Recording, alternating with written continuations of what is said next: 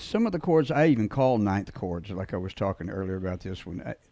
I don't know if it's actually a ninth. It has all the parts in it with the seventh on top. In C, which looks like a B flat sixth. Yeah, I love that chord because it does so much stuff. Even I even use it as a root.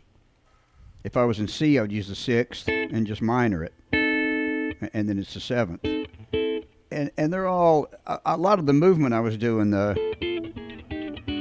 mean, they weren't perfect. They just got to where they're supposed to go. The thing I like about playing with my fingers, I'm just using a pick less and less all the time now.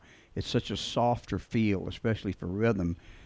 I used to find when I would sit in with people with a pick and play rhythm, it always sounded real harsh to me for some reason because all the tones were different, the amp settings. But if I would throw away the pick and just use my fingers, the sound would always be the same. And I like that. And even for lead work, I like using my fingers. But I like the softness of the fingers on the strings and the way you can do the voicings and just make them a little more subtle. And the ninth going, just resolving right down to the four. It's just, I mean, it's the blues chord. I guess that's kind of really a Texas shuffle thing, is just staying on the up.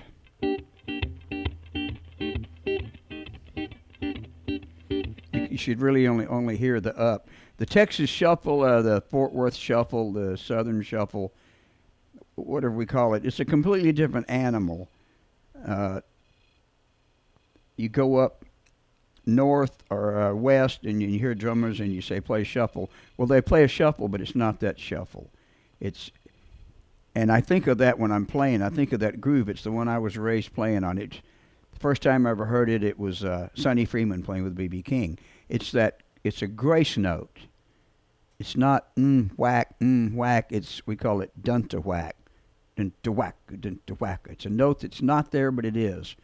And all the guys in Austin, I mean, they all play it. It's a Texas shuffle. And that's the groove I want to play to. When I play with a guy that doesn't play that shuffle, I just kind of stiffen up. So all those rhythms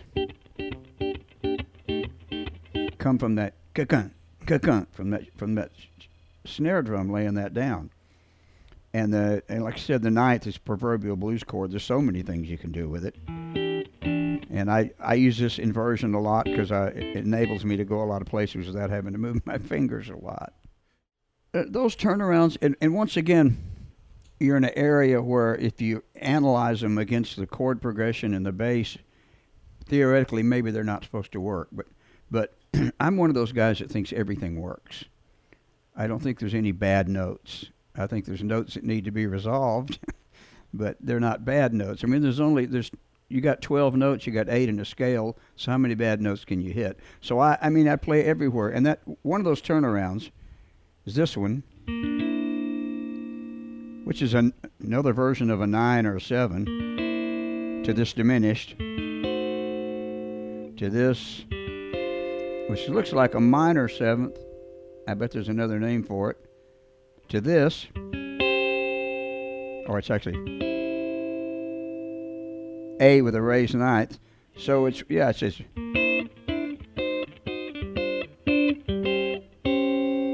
at the part of the song where actually the 5 and the 4 would be coming.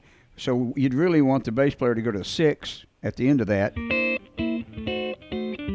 to the A, and then walk up from the 2.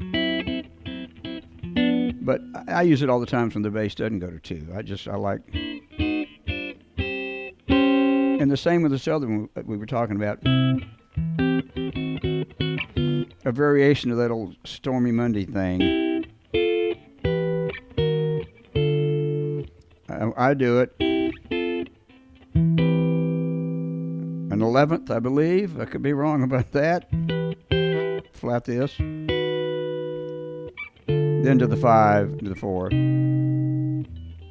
It's just more stuff moving around like horns, and like a B3 would do. It's just, it's one of those things that just comes from experience and moving your fingers around to see what kind of sounds they make. It's not a typical blues thing, but I may move chords too much, but I like the voicings of them. The C7th. and just move the finger and add that little voicing. It just colors it up a little bit. It helps you get somewhere else with it. And then I'll jump over to this for the 4.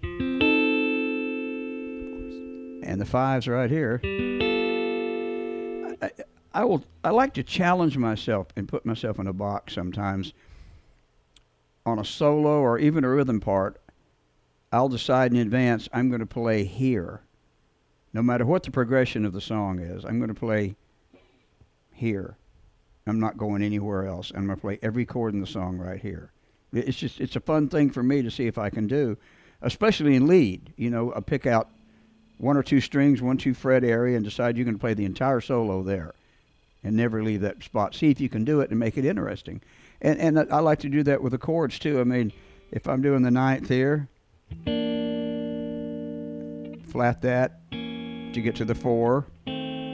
I've got the 5 right here. There's that 6th chord again that you can move around. It's actually the 5 from the G. So in this one area right here, you got the 1, the 4, and the 5. And if you wanted the 6, it's right there, and the 2. So, I mean, you can all play them in one position, but I like to challenge myself to do that.